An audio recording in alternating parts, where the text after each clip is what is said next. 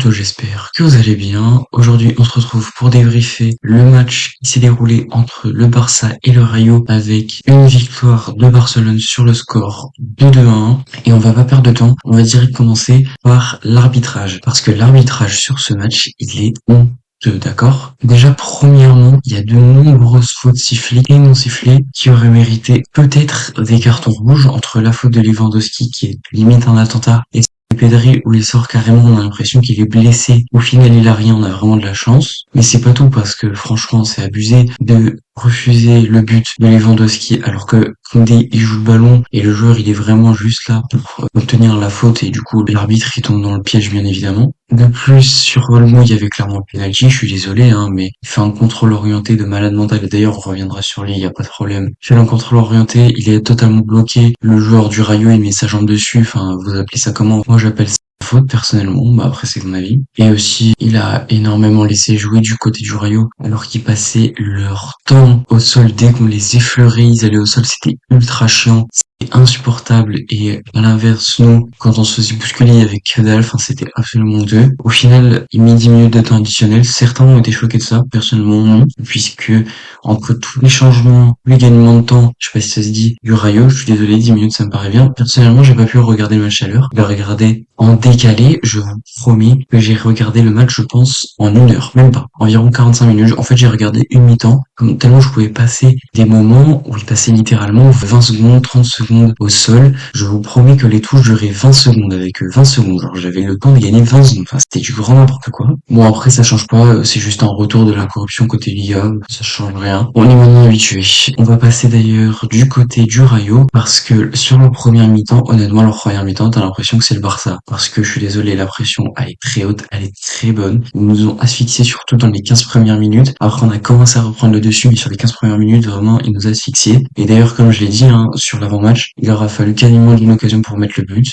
C'était prévisible, ils ont été ultra efficaces. Après, au fur et à mesure de la première mi-temps, ils ont un peu plus de mal. Et à la deuxième mi-temps, ils en ont plus rien à lui à cirer. Ils ont commencé à gagner du temps à chaque seconde qu'ils pouvaient gagner du temps. Dès qu'on les effleurait, ils tombaient au sol. Dès qu'il y avait un truc, ils se peignaient. Ils étaient vraiment chiants. Et en plus, ils avaient l'aide du public qui a été insupportable. Si ça allait pas dans le sens qu'ils voulaient le public, c'est-à-dire pour le Rayo, ils criaient alors que des fois c'était vraiment évident que c'était logique. Donc voilà, ça c'était pour le Rayo. Et concernant le Barça, la première mi-temps, comme je l'ai dit, on a réussi le Rayo pour le coup. On a l'impression que les équipes elles ont été interchangées. Sur les 15 premières minutes, honnêtement, c'était vraiment très inquiétant. On dégageait les ballons à 90 mètres, on se pissait dessus. La pression du Rayo elle était trop forte et nous, à l'inverse, on n'arrivait pas à mettre du pressing. On a vraiment été très très mauvais sur ce moment-là. Un peu comme le match de Valence, mais en plus poussé. Après, au fur et à mesure de la mi-temps, à partir du premier quart d'heure, ça a commencé à aller mieux. C'était pas encore ouf, mais ça allait mieux. Et à la deuxième mi-temps, comme par hasard, on a commencé à aller mieux,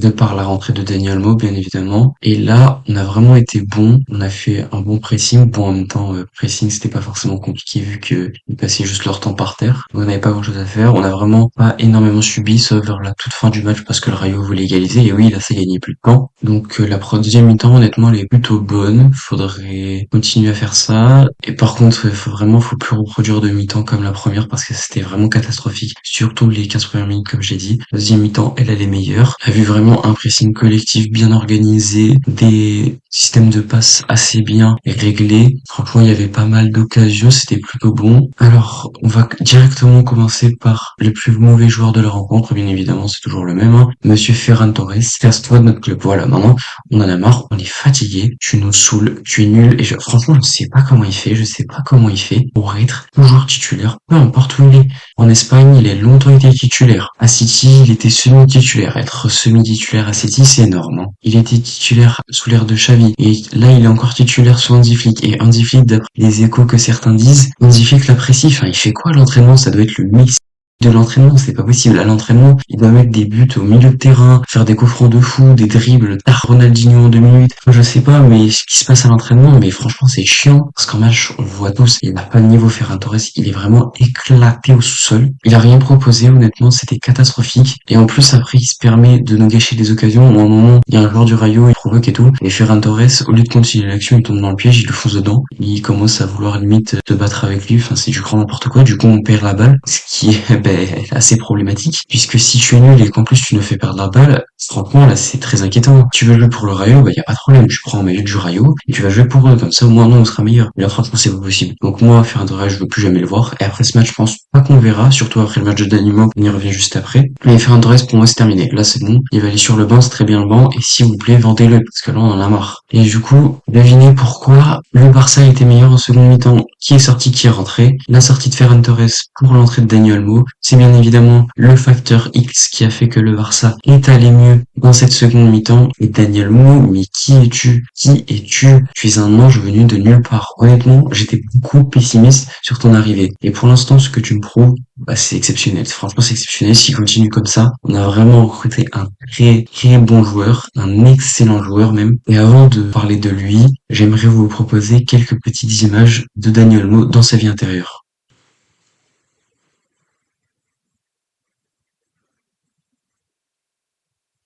Et oui, je suis désolé parce que pour moi, sur ce match, Daniel Mo, c'était Maradona. C'était Maradona. Et oui, non, mais faut pas déconner. Au moment où tout ce qu'il a fait, c'était incroyable. Il commence à faire des petits gestes techniques, là, des petits contrôles de fou. Parce que sur ce deuxième ballon, déjà, il élimine les deux joueurs d'un coup, comme si c'était facile, en mode, il joue contre des enfants qui sont en CP. C'était vraiment du grand n'importe quoi. Bon, il obtient pas le penalty alors qu'il aurait mérité. C'est vrai, il aurait dû avoir un penalty aussi provoqué. Puis après, il a commencé à faire des dribbles par-ci, des dribbles par-là, des contrôles par-ci, des contrôles par là, tous époustouflants, des passes vraiment certaines très très intéressantes avec de bons renversements, etc. Il a vraiment mené le jeu, il a amené aussi un bon pressing, parce qu'avec lui, le pressing, il était mieux organisé, et il a également été l'auteur d'une frappe de 30 mètres ou je sais pas combien de mètres qui a atterri sur la barre. S'il la mettait, franchement, c'était limite le but de l'année. C'était incroyable. Et franchement, époustouflant son match. Au final, en plus, il finit buteur, 100% mérité sur une passe de Lamine Yamal, où il va chercher le petit filet opposé, but magnifique, finition clinique, match parfait, MVP du match, et oui, bien évidemment, c'est l'homme du match, Daniel Mo. J'en ai pas plus à dire, je pense que j'ai tout dit parce que il a été trop fort sur ce match. Je veux revoir Daniel Mo titulaire lors de la prochaine rencontre parce que là déjà je suis en manque. Là déjà je suis en manque de pas voir Daniel Mo. Un poulet et s'il continue comme ça peut être un très très bon joueur. On espère qu'il se blessera pas et qu'il continuera comme ça, bien évidemment. On va continuer par Rafinha. Rafinha, il a encore fait un très bon match. Alors sa première période, elle a été un peu plus compliquée. On voit qu'il a un peu galéré, mais par contre, si vous vous focalisez sur Rafinha lors d'un seul match, je vous jure, c'est effrayant. Que moi, c'est ce que j'ai fait un peu lors de regarder vite fait. Et le gars est toujours en train de presser. Il court partout, je vous le jure. Dès que tu le regardes, il est en train de courir. Et d'ailleurs, j'aurais aimé trouver le nombre de kilomètres parcouru de Rafinha sur ce match. Malheureusement, je ne l'ai pas trouvé, mais honnêtement, je pense que c'est impressionnant. Mais sinon, Rafinha, il a également fait pas mal de dribbles, beaucoup d'actions solo, des dribbles réussis. Non, franchement, j'ai bien aimé Rafinha, il a beaucoup proposé, c'est beaucoup donné. C'est pas le même match que face à Bilbao, il a été moins bon, on va pas non plus abuser, mais encore un très bon match de Rafinha. Je pense qu'il fera un très bon ailier gauche parce que Daniel Mo doit forcément rester au poste de numéro 10 vu ce qu'il a proposé, c'est impossible de pas le mettre au poste de numéro 10. Rafinha peut aller en ailier gauche, je suis sûr qu'il s'en débrouillera très très bien. On va enchaîner maintenant avec Ter Stegen qui a été pas horrible sur l'ensemble du match, mais son erreur sur le premier but fait que son match il est dégueulasse. Voilà, on va parler français. Comment tu peux prendre un but sur ton premier poteau? Alors oui, certes, quand on regarde bien, c'est vrai qu'il est un peu gêné par, je crois que c'est Marc Bernal, et qu'il voit pas très bien le ballon, certes, mais c'est son premier poteau, donc c'est pour lui. En plus, il peut largement voir. Il y a un proverbe, enfin une espèce de proverbe qui dit, si c'est premier poteau, c'est pour toi. Tu peux pas prendre un but sur ton premier poteau, surtout quand t'as l'âge de Ter Stegen, et l'expérience de Ter Stegen, c'est impossible. Quand tu vois la balle arriver, t'as l'impression qu'il a du blague. Le gars, il a 300 de ping. Il lui faut 10 secondes de délai pour comprendre que la balle, elle va arriver vers lui. Enfin, bref. Prendre un but comme ça, honnêtement, c'est scandaleux et Ter Stegen va vraiment falloir qu'il rehausse son niveau parce que ça fait déjà 2 matchs où il est vraiment pas bon. Celui contre Valence et celui-là. Et donc, il va falloir régler ça. On va maintenant passer à Pedri, qui lui aussi fait, en fait, un peu comme tout le monde, une première mi-temps plutôt compliquée. Mais au final, il a fait une deuxième mi-temps excellente. Un peu plus haut sur la seconde mi-temps, c'est peut-être ça qui a fait qu'il a été meilleur. Parce que quand il est plus bas, j'ai l'impression qu'il est moins bon. Et quand il est plus haut, j'ai l'impression qu'il est meilleur. Bah, qu'est-ce qu'on peut dire sur Pedri encore une fois? Il maîtrise le milieu, il fait des bonnes passes, il se propose toujours au bon moment. Et là, en plus, il a enfin tiré. Machallah. Il a enfin tiré. Et comme par hasard, bah alors là, c'est bizarre, c'est rentré. Et oui, bonne parce qu'on le sait. Pedri, il a un très bon shoot, c'est juste qu'il veut pas l'utiliser. Et là, il l'a utilisé et comme par hasard, c'est rentré, donc ça nous fait très plaisir pour Pedri. Il sort quand même un bon match. Et on va finir par le dernier joueur qui est Marc Bernal. Lui également très bon match, mais si je reviens sur lui, c'est parce que malheureusement il s'est blessé et que beaucoup de sources s'accordent à dire que c'est les ligaments croisés. C'est pas encore officiel. Le Barça l'a pas encore annoncé, mais c'est probablement ce qui va arriver pour Bernal. Franchement, je suis dégoûté, je suis absolument dégoûté parce que c'était notre futur 6 de la saison avec Casado, franchement, et on allait avoir deux bons gros 6. Ça allait être vraiment génial. Et au final, les blessures viennent gâcher tout ça. Ligament croisé, vous pouvez estimer qu'il reviendra la saison prochaine à peu près. Donc je suis dégoûté pour lui. Je suis dégoûté pour nous aussi, mais bon, voilà. Donc j'espère qu'on fera un petit geste pour lui au prochain match contre Valladolid, je sais pas. On met tous le maillot Bernal, comme on avait fait plusieurs fois pour Dembélé ou des trucs dans le genre. Ce serait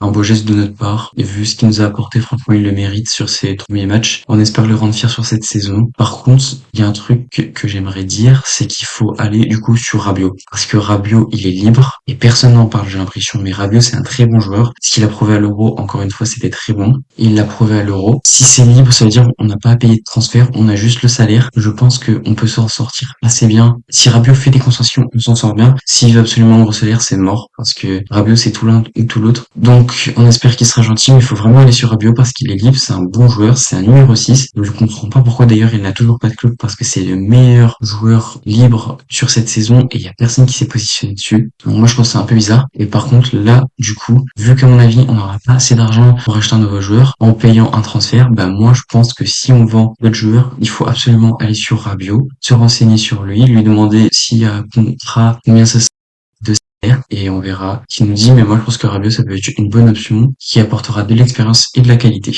Voilà, j'espère que ce débrief vous aura plu. En tout cas, très content de cette sortie, de cet enfer de Rayo Vallecano pour enfin arriver au paradis et prendre les 9 points sur 9. La clé du paradis, en fait, c'était tout simplement Daniel Mo, bien évidemment. N'hésitez pas à dire ce que vous avez pensé du match et du débrief commentaire. N'hésitez pas à aller me follow sur Twitter, TikTok, Insta. N'oubliez pas de liker la vidéo, de vous abonner, d'activer la cloche, de partager. Et moi, je vous dis tchuss.